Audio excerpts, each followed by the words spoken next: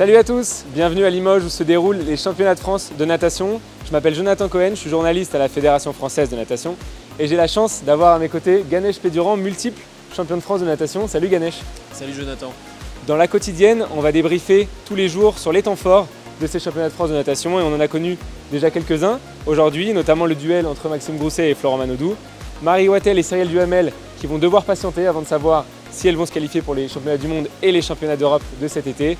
Et on va anticiper sur les duels du 100 mètres d'eau qui auront lieu demain, le 100 mètres d'eau féminin et le 100 mètres d'eau masculin, où il y aura de beaux affrontements.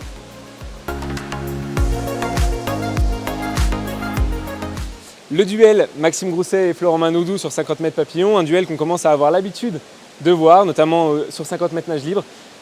Maxime Grousset qui s'est imposé pour pas grand-chose. Un très beau duel, un duel à distance, puisque les deux nageurs étaient au couloir numéro 4 pour Maxime, au couloir numéro 1 pour Florent, avec une belle première partie de course et une arrivée un peu clinquante où effectivement ils se sont séparés avec uniquement 5 centièmes d'écart entre les deux nageurs.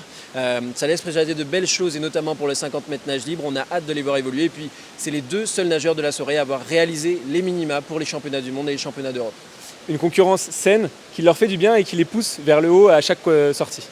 Oui, on le voit, c'est vraiment ces deux aspects, l'expérience et la jeunesse. Un nageur avec un palmarès derrière lui, champion du monde, champion olympique, champion d'Europe. Et puis Maxime Grousset qui arrive, cette 4e place au JO de Tokyo. Et puis toute cette série de performances qui l'attend, on l'espère. On a hâte de voir ce que ça va donner dans cette fin de semaine. Et deux hommes qui se retrouveront sur 50 mètres nage libre en fin de semaine où Florent Manodou a un titre à aller récupérer.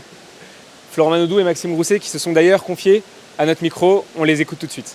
Je pense que je fais vraiment un de mes meilleurs départs et après ça se gâte un peu sur la fin alors que d'habitude je fais un peu l'inverse mais j'ai pas du tout vu Florent, il était trop loin, dommage parce que justement il y aurait eu ce petit stress en plus.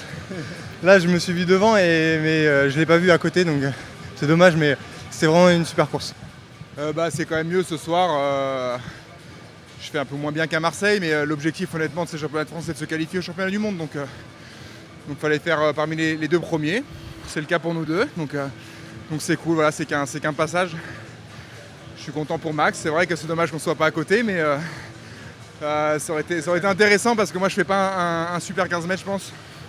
Je prends un peu d'air sur le premier mouvement. Donc si lui a fait un bon 15 mètres, normalement on aurait dû être à côté. Donc voilà, ça aurait été cool, il y aura sûrement le match retour samedi, parce que moi je ne ferai pas le 200 ni le 100 mètres. Donc, je le laisserai avec d'autres copains. Marie Wattel sur 100 mètres papillon et Cyrielle Duhamel sur 200 mètres 4 nages ont manqué les critères de sélection, mais ont peut-être une chance de se qualifier malgré tout sur les compétitions internationales grâce à leur performance aux Jeux Olympiques de Tokyo. C'est vrai que ce sont deux nageuses qui étaient assez loin de leur meilleur temps, de leur performance habituelle. Marie a un peu plus de 2 secondes sur le 100 mètres papillon et puis Cyrielle a presque 4 secondes. Donc c'est vrai que c'est des nageuses qui n'ont pas été à leur meilleur niveau, mais c'est aussi des nageuses qui ont eu une saison particulière après cette année olympique. Effectivement, Marie Wattel qui a peut-être connu cette décompression inhérente à une saison post-olympique et Cyrielle Duhamel qui a connu quelques pépins de santé avec une opération notamment du nez et des nageuses qui ont besoin encore de quelques mois pour retrouver leur meilleur niveau. C'est ça, Cyrielle, elle disait au micro tout à l'heure, ça fait 3 mois qu'elle a repris l'entraînement. Elle arrive à quand même chercher ce titre de championne de France et gagner aujourd'hui. Et puis Marie qui a changé de structure, qui essaye de nouvelles choses. Donc je pense qu'il faut leur laisser un peu de temps, à voir ce qu'elles seront capables de faire sur la suite de la compétition et puis sur la suite de la saison. Et si on a vécu une belle première journée, le programme de demain est tout aussi alléchant. Et on aura notamment le 100 mètres d'eau féminin et le 100 mètres d'eau masculin où la concurrence sera au rendez-vous. Et oui, on a une tradition française, c'est celle du dos. On l'a connue avec Jérémy Stravius et Camille Lacour qui ont fait champion du monde ex-aequo. Et aujourd'hui, on est en train de revivre les réminiscences de cette tradition, avec que ce soit chez les hommes avec Johan Endoy-Brouard, Mewen Tomac et tous les autres, ou chez les femmes avec Emma Terebo, Marie-Ambre Molu, avec Beryl Gastaldello ou Analia Pigré. On voit qu'il y aura du monde et ça va être très difficile d'aller chercher les 2 places qualificatives pour les championnats du monde. Effectivement, il y aura 2 places qualificatives pour les championnats du monde, vous le disiez, 4 places pour les championnats d'Europe.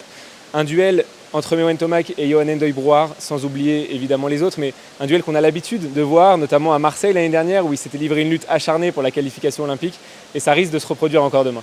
Oui, ça risque de se reproduire et je pense que chacun a envie de prendre l'ascendant sur l'autre à chaque grande compétition. Donc ça va être l'occasion pour eux de pouvoir le faire. Johan qui a testé de nouvelles choses aussi avec sa vue et ses lunettes qui se sont adaptées après ce qu'il a pu vivre aux Jeux Olympiques de Tokyo. Et puis les filles qui seront peut-être, on aura peut-être 4 filles sous la minute sur ce 100 mètres d'eau et ça c'est hyper alléchant.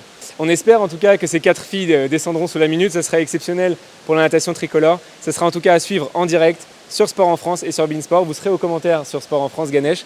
En tout cas, on se retrouve demain pour de nouvelles aventures ici à Limoges.